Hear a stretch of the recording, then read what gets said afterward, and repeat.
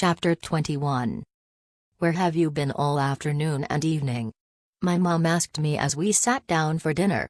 My family is very old-fashioned about dinner. We all have to sit at the table.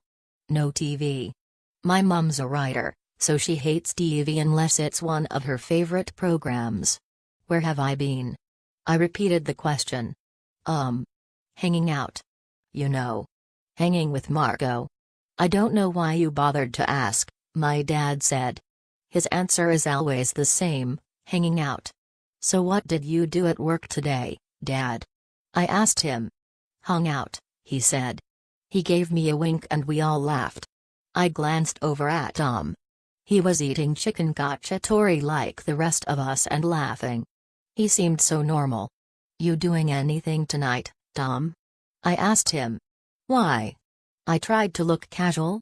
You know, I was thinking maybe we could shoot some hoops, I said. Maybe you could teach me some new moves and I could take another shot at making the team.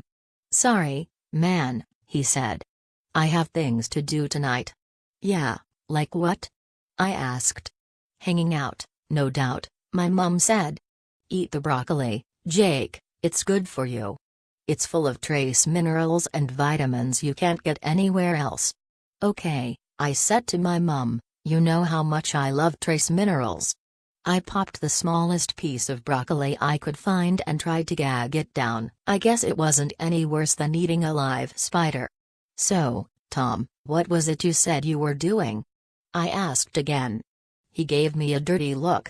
Do I have to check in with you now? I have things to do. Is that okay, little brother? A girl, my dad commented. I know these things. I'm a doctor. No, Dad, not a girl, I wanted to say, a York pool. What's a York pool, Mom? Well, it's kind of a long story. I decided to try one more time. I guess a part of me still refused to believe what Tom was. Maybe you're just afraid to shoot hoops with me. Maybe I'd kick your butt. Yeah, that's it. Happy now? Tom sneered. His gaze met mine. Was there some sign in those eyes? Some evidence of the selfish, evil creature that was controlling him? No. I wish there had been. But there is no way to know who is a controller and who isn't. No way. It's what makes them so hard to stop. They can be anyone. Anywhere. Even a person you think you know. A person you admire. Look up to. Love. I broke my gaze away from Tom's and looked down at my food. A few minutes later, Tom got up to go. I knew where he was going. After he left, I went to the upstairs phone, where my parents couldn't overhear me. I called Marco. He's on his way, I said. I called Tobias and Rachel. I tried to call Cassie, but I got her mother instead. She's not in, her mom said. She sounded worried. She wasn't home for dinner. She went out to feed some of the animals and didn't come back. My stomach clenched. She's probably just out riding one of the horses, I said, trying to reassure myself as much as Cassie's mom. You know Cassie. All the horses are in their stalls, she said. I took a couple of deep breaths. Something was wrong. What had happened to Cassie? I'll look around for her, I said. Don't worry. I'll bet she just saw some injured animal or something and went off to rescue it. You know Cassie, I said again. Yes, I'm sure she's fine.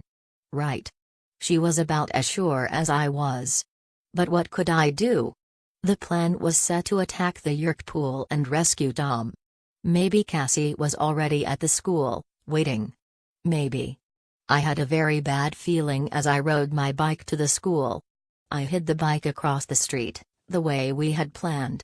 Then I hooked up with Marco and Rachel. Cassie's missing, I said. And where's Tobias? Rachel pointed up at the sky.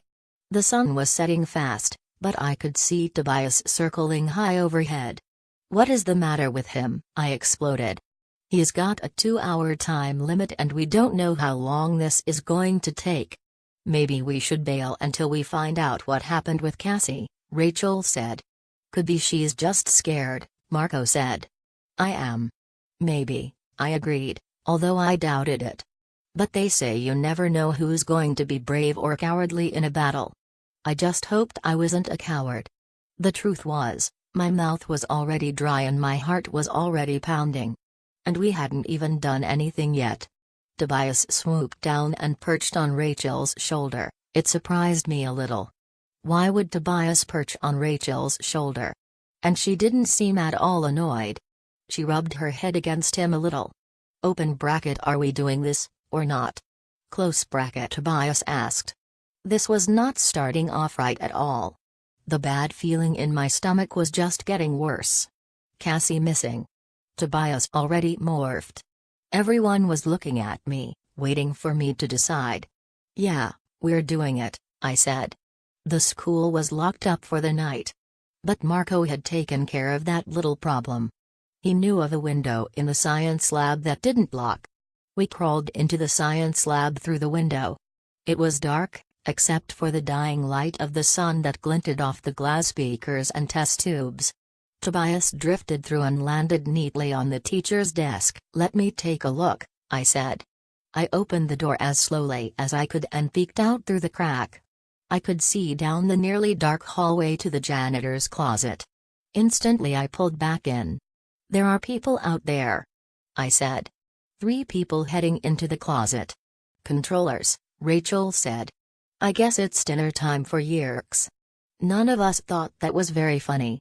How are we going to get in there? Marco asked. Wait a minute, Rachel said. Do all the controllers know each other by sight?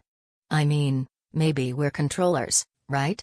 So we just walk right on in like we belong there? Marco asked. Wonderful plan, Rachel. I have a better idea, let's just kill ourselves now and get it over with. Maybe Rachel's right, I said. Big maybe, Marco pointed out. Big, huge maybe.